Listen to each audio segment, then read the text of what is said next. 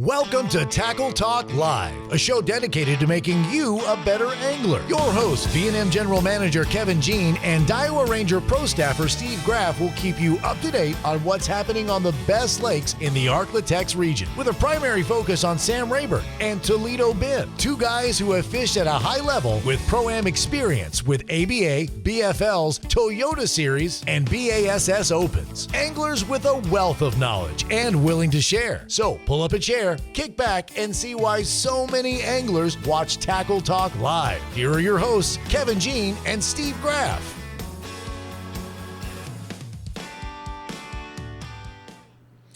Welcome to Tackle Talk Live. It's Monday,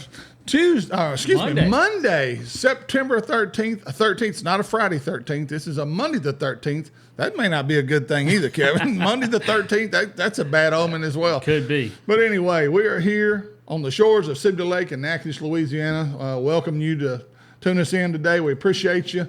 We've got a lot to cover today. And, of course, this show is dedicated to making you a better angler. That's what we're here for, especially on Sam Rayburn and Toledo Bend. And we got a good report. We've got a good live interview with the winner. One of the winners of the winning team, Shaine Campbell, is going to join us today from the Bass Champs Tournament Trail, where they won at Sam Rayburn, the Texas Shootout this past weekend. And Kevin, you know, for a lake that we thought was kind of struggling, it showed out a little bit this weekend. They caught them. I mean, they caught them. I mean, two 19-pound bags.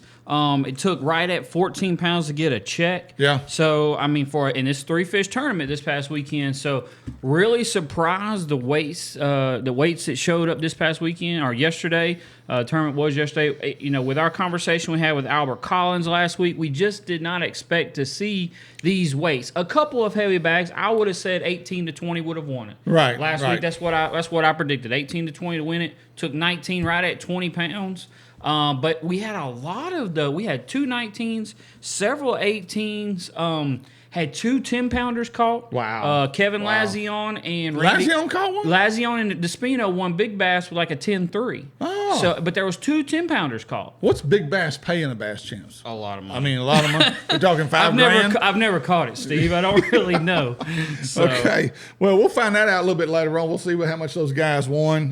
We got a couple other things we're going to cover. I fished an event. It's Lake Texoma. It was the ABA two-day championship. We're going to go over some of that. I'll give you who the winner was and tell you where I finished. I'm also going to show you a little tip.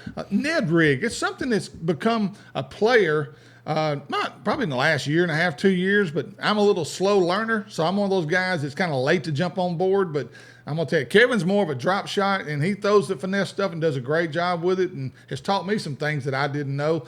But I'm going to show you something that I did this past weekend that was a difference maker for me at Lake Texoma, and it's with one of the V&M baits that I actually altered into a Ned bait, and it turned out to be money in the bank for me. So we'll share that as well. Also, Steve, I want to send our thoughts and prayers out to the Fowler family. Skeeter Fowler, good friend of mine. If you're anything in the fishing world in East Texas, North Texas, you know Skeeter Fowler, especially all of our Rayburn guys. Skeeter passed away yesterday with his long, hard fight with COVID. 21 days, I heard. Yes. 21 days. Steve, it's gut-wrenching. You know, somebody like that our industry's not very big. It's not. And somebody like Skeeter, who is, you know, has such a big to do in the industry, was fishing on the pro circuit. And as much as he did around here, he will be missed. But thoughts and prayers go out to the Fowler family and everybody up around the Lake Fork area. Yeah. And also, we got some weather moving in, guys. Some of these lakes that maybe, I think Sam Rayburn's like a foot low. Well, get ready. It may be about 3 or 4 feet high by next Saturday or Sunday. So a lot of rain coming our way with this tropical system moving in. We're going to talk about that as well. And but before we get to all that, we got some sponsors that we want to recognize. We'll be right back as soon as these sponsors are recognized for our program. We thank you for all your support. Toledo Health is a full-service primary and acute care clinic. Nurse practitioners Jarrett Rule and Melissa Vines bring quality health care that's needed and convenient to the area. Whether it's a stomach virus or a hook in your hand, Toledo Healthcare will try and meet all your healthcare needs. Appointments available and walk-ins are always welcome. So the next time you're feeling down at Toledo Bend, stop by Toledo Healthcare, located on Highway 6 just south of Toledo Town, or you can call 318-508-5323. For all your boating needs, check out Shreveport's newest marine dealer, The Boat Shop. Raymond Kidd and his great staff will take care of all your engine repair needs or anything else that needs fixing. A certified Yamaha Mercury dealer, they carry two of the best fishing boats on the market from Sea Arc and Camus. The Boat Shop is never short on trade-ins, as they're always willing and able to make you the best deal possible. Looking for great boat accessories? They're a full support garment and Minn Kota dealer. So the next time you're in the market for a new or used boat, or maybe you just need to service the boat you have, let the Boat Shop fix you up. To learn more, call 318-402-0399 or go to ShreveportBoatShop.com. The next time you're on I-49 just south of Natchitoches, Louisiana, stop by Cypress Knee Outdoors. A store within a store, Cypress Knee is located inside 3J's four-way. Whether you need gas, food, or drinks, they have it. While you're there, check out Cypress Knee Outdoors and pick up whatever hunting or fishing tackle you need. Top name brands like Strike King, Santone, Spro, or the #1 soft plastics made, V&M. On the hunting side, they carry guns from Mossberg, Winchester, and Remington. Plus, they've got a great supply of ammunition. Let John Abram and his staff show you everything Cypress Knee has to offer. Located just 1 mile east of 127 on I-49, or call 318-238-HUNT. You're watching Tackle Talk Live, a show dedicated to making you a better angler. Now back to the guys with all the inside scoop, Kevin Jean and Steve Graff. You're tuned in to Tackle Talk Live. We appreciate you, each and every one of you. I'm Ranger Daiwa Pro Staffer Steve Graff, along with V&M President Kevin Jean, and we're here today. We have one of the team guys of the winning team of the Bass Champs Texas Shootout. We've got Shaine Campbell on the phone. Shane, how you doing, buddy? Good. Good morning, guys. Thanks for having me on. And Steve, not only is Shane a great fisherman, he's also co-owner of over at the Tackle Attic right there at the dam at Sam Rayburn. So, Shane, you at the shop today, or are you on the water, or are you trying to cash that check? No, I'm at the shop today. Got to play a little catch-up after goofing off all weekend. So I've dropped a few coins in that place. I think all of us I think have. we should get a discount now. So I appreciate that. all right, well, Shane, let's I guess let's just start from the beginning. First Let's of all, with practice. Well, that's what I was going to do. Let's start with practice. How did that go? And did you find anything? Or and Shane, it's been tough. I mean, we talked to Albert Collins last week. Rayburn's been fishing very, very tough. How has the practice been? Not only Saturday was your official practice day, but how was it the weekend before, so on and so forth? How has practice been the last week or so for you guys?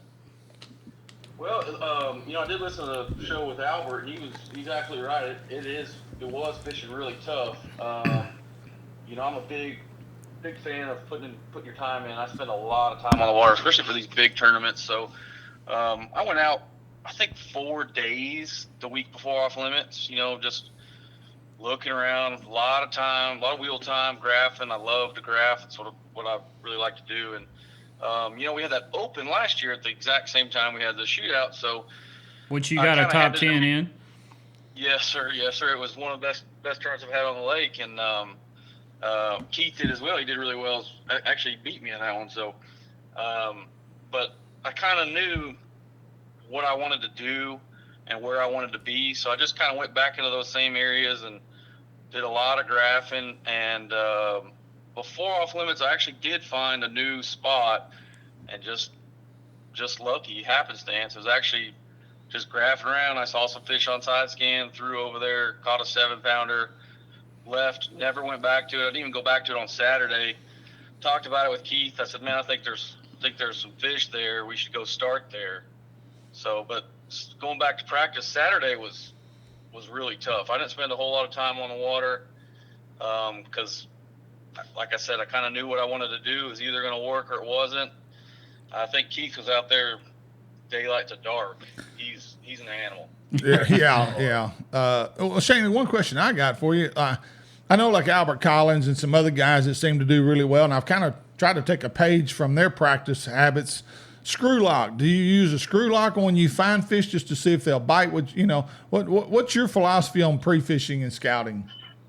I try not to catch fish. That's for sure. I did set the hook on that one. I felt like it was a week ahead. It was a new spot. I'm unfamiliar with it, so just wanted to see what it was down there. Never made another cast. Never went back to it. Yeah. I try not to catch fish in practice, especially Saturday. Keith, he might get mad at me for telling everybody this, but he caught a 9-something on Saturday. Oh, wow. Yeah. And he's like, man, I shouldn't have thrown over there. It's not going to catch that one tomorrow. But yeah. All right, so let's go into tournament day, Shane. So starting off the morning, so I'm assuming y'all started off on the spot that you found the week before? Yes, we ran there first thing in the morning. Rayburn's one of those lakes you just never feel like you're going to have something to yourself. These guys are so good out here. Electronics are so good. What are the odds that I'm the only one that found this spot? So we're boat 120. We run up there. I guess it's our lucky day. Nobody's there. We pull up. I think we caught 6 fish in about 8 casts. Oh, wow. Our best 3 was about 17 pounds. We had 2 6s and a 5. God bless. So, the first 15 minutes of the tournament. 2 6s and a 5. With the trolling motor in the water, we're feeling pretty good about the start. So, but once we caught that 6th one, it was over. No more bites. Yeah. I mean, you're talking 17 pounds of fish in the first 30 minutes? Probably less than that. Yeah, I was going to say, I bet it was less than that. That's crazy. It was 8 casts. Wow. Okay, what are we talking? Big worm, jig? What are we talking here? I was actually dragging a V&M football jig and in Gleason's Candy, and they were liking it. Trailer? Yeah. Trailer was a J-Bug in Gleason's Candy as well. I just like that combo. Looks really good. Yeah, I think they're going to discontinue that color, I heard. I mean, if you don't have a Gleason's Candy football jig in your boat, you're crazy. Yeah, exactly. Doubtful, exactly Steve. right. I don't think that one's going anywhere. Zoom canceled a bunch of colors, so why not cancel that one? Yeah, if you do cancel that one, send me a pallet of them. Yeah, exactly. No, so that little hard spot, they were biting the football jig really well. Keith was throwing everybody knows what Keith likes to do. He's cranking. He's a cranker. Yeah. He cranked it, didn't get anything. But he's a smart man too. After I put the second one in the boat, he said, I need to throw that jig. Yeah, you got another one of those? It don't take long. Yeah. So we did all our damage on the jig on that first spot, and then from there it was, let's go hit every big fish spot we know, and see how the day goes. And it was just, it was slower after that. We probably averaged about 1 fish every hour from there. I think we ended up catching 10 or 12 during the day, but every fish we caught was over 4. So you stayed on that one spot the whole time? No, he's moved. No. No. We moved. I'm sorry. So after we caught the 6th fish, they quit biting. So we just went and ran. Okay. Points, other hard spots, brush piles, anything that we felt like we could catch a big fish, because it was a 3-fish tournament. We really felt like we had a good start. Yeah, you just need a big one now. Yeah, we need a 9-pounder. Yeah. That's what we really thought. You need the one that Keith caught Saturday. Yes. Yeah. We needed that fish. So actually, that was our next stop. We went back over there. There was a boat sitting on it, so then we just started fishing other stuff around it. We kind of had a little 1-2 punch thing going on. Keith would fire his crankbait, and I'd fire the jig. And really, we both caught fish all day, Yeah. Mm-hmm. So, Yeah. but every time we set the hook, it was a good one. So if you had 17, y'all weighed in almost 20. So at what point during the day did you call up? Did we call up? So when we left there, it was 17. With small fish was about a 5-pounder. I think we caught 2 more that were right at 5, maybe a little under. Cullen beating those. Not sure if we did any upgrades in. About 10 o'clock, Keith caught one on a crankbait that may have been our biggest one. It was pushing 7, another heavy 6. So we got rid of the 5. So now we're kind of where we are there. Mm-hmm. And then a couple hours later, I caught another one that was about the same size. And here we got 2 6-pounders on Cullen beans. This is about noon. Wow. So this is pretty cool when you're putting 6-pounders on Cullen bean. I never had that problem. Yeah. It got almost comical there for a little while. So that's my next question, Shane, is what's your 5-fish stringer? Yeah. So we threw back, I think we threw back 3 6-pounders. So, you had 12 pounds raw weight. We're in that 31. You're over 30. Yeah, you're over 30. Yeah. Yeah. You're pushing 32. We even said, I said, man, I really wish this was going to be a 5-fish tournament. I think we'd had it locked. I'm just not sure if 19 is going to be enough, especially with the talent that's out there. So. Well, somebody catch a 10, which a couple of them were caught. You just want all they need, some good fish to go with that 110, and there you go. And no, for sure. We really felt that we needed a 8-9 pounder to seal it. Seal the deal. And we're not going to get too specific here, Shane, with all the big tournaments coming up. But, I mean, for you guys to catch the size that you're catching, you've got something figured out, in my opinion. Obviously, you have something figured out with the bait, but also, I think, sounds to me like you've got something figured out as far as location, main lake, stuff like that. I mean, you just running spots with the baits? We're running spots, but, we did kind of focus on an area of the lake, which it's no secret to everybody. If you're fishing around the 147 area, that's and that's a lot of that comes from confidence. I'm not saying you can't do the same thing down in other parts of the lake. Right, that's right.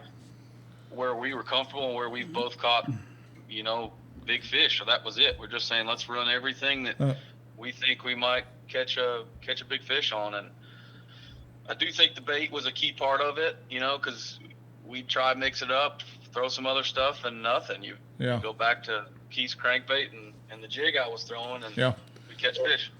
What about, and Shane, I don't know if y'all are brush top guys, but were there a lot of fish and a lot of guys that are the brush top guys at Rayburn? Were they players in this weekend? Would the brush top fish bite?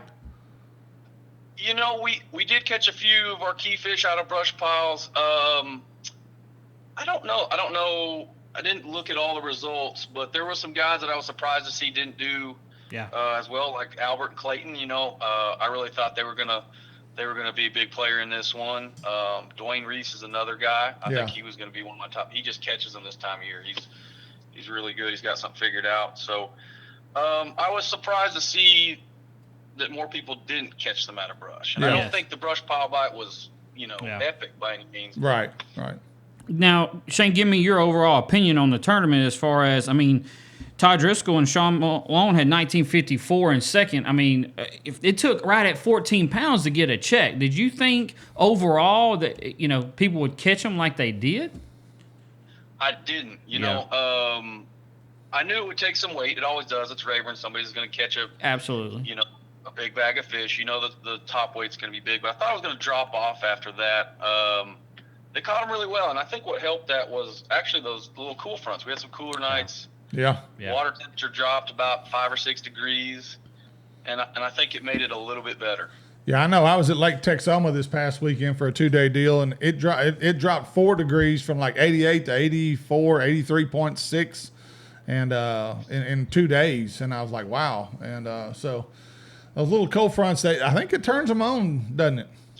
Yeah, I think in the fall they help. They really do. They really do. So it took almost 4 down. I know the amount of anglers and good anglers that was out there, but in the recent local smaller tournaments that's been going on past weeks, it's taking 10 pounds to get a check. Yeah, no, I would have guessed last weekend talking to Albert, I was thinking 11.5 pounds gets a check. Right. And $13.90. It took right 14 pounds. So they're definitely starting to bite a little bit. And Shane, let's just off topic here, off the tournament. with the tropical storm we got coming, give me your opinion on Rayburn over the next 2 or 3 weeks here of tournaments we got coming on with this tropical storm coming through. Man, it's a coin toss. If we get a bunch of rain, I think what Keith and I are doing especially, I think it's honestly going to hurt that. Right, all that water on top. I think if the water starts to come up, I think a big part of our deal is the late summer falling water. You know, having that 1 to 2 foot below pool seems to be a good water level for what we were doing. And if it starts to come up, I think you'll see some shallow guys rise, because there's still a lot of fish shallow. I talked to several guys that were catching good fish on frogs and other shallow baits. So I think it'll play into their hand if we get any kind of significant rainfall. Right. Yeah. Right. All right, Shane. Hey, appreciate you, man. Congratulations to you and Keith. Great job. A great win, and what a great way to start your fall season off. So, and again, a lot of stuff going on over there. If you're in that Sam Rayburn area down by the dam, hey, stop in, Tackle Addict, see Shane, say hello. And so, Shane, thank you, man. We appreciate you. Appreciate you taking the time to be with us today, man. Thank you, guys. Happy to do it. All right, Shane. All right, Shaine Campbell, part of the winning team with him and Keith Combs, coming in with 19.90. So you got it from the horse's mouth right there, guys, as to what's going on and what to expect over the next, basically next month. Steve, I got to have a plug here. If the amount of big tournaments that has been won on Sam Rayburn on that football jig and a Gleason Candy J-Bug, if you're not throwing it, especially this time of year. Shane had a 4th, 5th place finish in the Open last year on the same jig. Right. This time of year, that jig especially, if you're not throwing it, guys, you're behind. And I hate that I'm sitting here saying that, because it's my company. I'm not trying to sell it. It's speaking the truth. I mean, Shane is not on my pro staff. Right. He buys these baits from me, and I ship them to the store, and that's where he gets them from. But from what Shane has done, Gleason, and I can go on down the line, Dwayne Reese, who he mentioned, who is a hammer this time of year, who has won the last 2 V&M tournaments. Right. That's what he's throwing. If you are not throwing Gleason Candy on Sam Rayburn this time of year, you're behind the 8 ball. No, that's exactly right. And even a guy like me, I'm definitely not on their level, and I finished 2nd place in the ABA tournament, Gleason Candy. I mean, it was, and when I put it on, my whole outlook for that tournament changed instantly. It had that big impact for me at that tournament. But anyway. And Steve, kind of just finishing up with the Texas Shootout here. So Shaine Campbell, Keith Combs, 1990. 2nd place, I mean, they didn't run away with it. This was close. 2nd place, Todd Driscoll, Sean Malone, 1954. 3rd place, TJ Goodwin, Philip Krilia, 1840. And you heard Shane say, I know some guys that caught, I would almost bet a whole lot of money. Them two right there, TJ and Philip, caught him on a frog. Right. Steve Wright and Ronald Reisenhoover had an 18-19 with a 10-12 big fish. Big fish for the event was our 2 friends, Randy Despino and Kevin Lazion, had a 10-34 big fish with 16-24 total. They came in 10th. And 20th place was the last place check. Justin Sykes, Brandon Walden had 3 fish for $13.95 to win the last $1,000 check. Wow. That's a great and a good turnout for that event. So congratulations to Bass Champs and Chad Potts and his gang over there. Job well done, guys. So we're going to take another quick commercial break. You're going to hear from 3J's 4-Way, Pride Rods, Keith Toledo Bend Tackle, and the Lakes Insurance Agency. You fixing to hear all about their sponsorship of our program. Again, thank you one and all. We appreciate you. We'll be right back with more Tackle Talk Live. Are you looking for the finest custom-built rods ever made? Then look no further than Pride Rods. Fishing rods built to last and made in Montgomery, Texas. Constructed by Mr. Billy Kistler with the finest Gary Loomis North Fork composite blanks available. They offer a complete line of both spinning and casting rods for both fresh and salt water. Pride Rods do more than pass the eye test. They excel in performance as well. Ask your local tackle dealer if they carry Pride Rods and pick one up and try it for yourself. You'll see why so many anglers are using Pride Rods. To learn more, go to priderods.com or call 832-418-6040. The next time you're headed for Toledo Bend or Sam Rayburn, stop by Keith's Toledo Bend Tackle. They have an awesome supply of everything you'll need to catch the big ones. Whether your trip calls for bass fishing, white perch tackle, catfish bait, or the ultimate fighting shiners, Keith's Tackle has you covered. Keith and former Elite Series pro Ben Matsubu also have the latest information on what, how, and where you need to be fishing on Sam Rayburn or the Bend. So for all your tackle needs, check out Keith's Toledo Bend Tackle, located just off Highway 21 on the Texas side of Toledo Bend, or call 409-625-0181. The Lakes Insurance Agency is an independent insurance agency that has been taking care of Texans' insurance needs for over 25 years, offering auto, homeowners, boat, RV, life, health, and commercial insurance. Owner Clark Moore is a local guide and tournament angler who understands your insurance needs and wants to be your go-to guy for all your insurance needs. For a free quote, give him a call and see why so many Texans trust the Lake Insurance Agency. Located at 805 Southeast Stalling Suite 3, Nacogdoches, Texas, or call 936-205-4467. You're watching Tackle Talk Live, a show dedicated to making you a better angler. Now back to the guys with all the inside scoop, Kevin Jean and Steve Graff. And welcome back to Tackle Talk Live. I'm Ranger Diver Pro Staffer Steve Graff, along with V&M President Kevin Jean. And second half of our show, we're going to go over some things real quick. But before we do that, we got one more sponsor Kevin wants to bring light. Lone Star Bass Trail is a local tournament organization ran by Mr. Jeff Bunch, who brings a lot of tournaments locally to Sam Rayburn and a lot of the other lakes around the area. Lake Nacogdoches, he had one a couple weeks ago. We talked about last weekend. It's different styles of formats. They just did the Ironman tournament a couple weeks ago. Went for 4 hours in the morning, took a few hours break, went for 4 hours in the evening. Also offers MLF style events. So make sure you like and follow their Facebook page and all their social media outlets. Also on their website, Lone Star Bass Trail. It's a different type of tournament, guys, and they will have a fall circuit that will be coming to Toledo Bend. He's still working out some of the dates and different things and venues for it, but it will be coming this fall. Toledo Bend, Lone Star Bass Trail. Make sure to give them a like on their Facebook page. Kevin, I believe they're about the only one using that MLF format. They are around here. Correct. So if you're looking to do that, which is a neat deal, check out Lone Star Bass Trail. Okay, real quick, we got ABA results from the tournament. I was in the 2-day championship. I think, Kevin, do you have those? I do have the winner. I had those, and I don't know where they went, Steve. Let's see here. Let me just. You came in 7th. I did finish 7th overall. East Texas Division guy Bruce Anderson. He came in with a total weight of 2582. And this is Texoma. This is Texoma.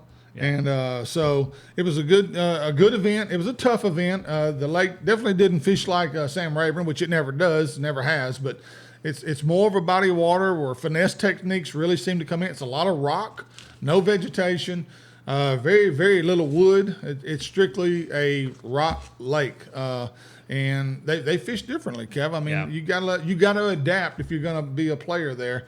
And one thing I did, and I'm gonna show you real quick. I modified the baby swamp hog, which has been a great bait for me. I throw it a lot at Rayburn, Toledo, here, everywhere I go. I will have one of these tied on in various colors. But this one here, I actually took it and I wanted to make a Ned rig bait out of it, something I thought they may not be seeing. And so I did. So I cut the wings off of each side, and I thought, well, I've actually flipped with that. Me and Brett Hortman, our tournament, my team partner, we flipped with this bait right here at Texoma 2 weeks earlier. Caught a lot of fish on it. And I said, okay, I'm going to throw it, but I'm going to alter it some more. So I took the 2 wings and I clipped them. Seems like for a Ned rig, you want something that doesn't have hardly any action. Yep. And I left the 2 flaps on, and that's the bait I threw over there. And it was a player for me. I caught probably out of my 10 keepers, I had 2 limits, 1 limit each day, and probably 3 of the 5 each day came on this bait right here.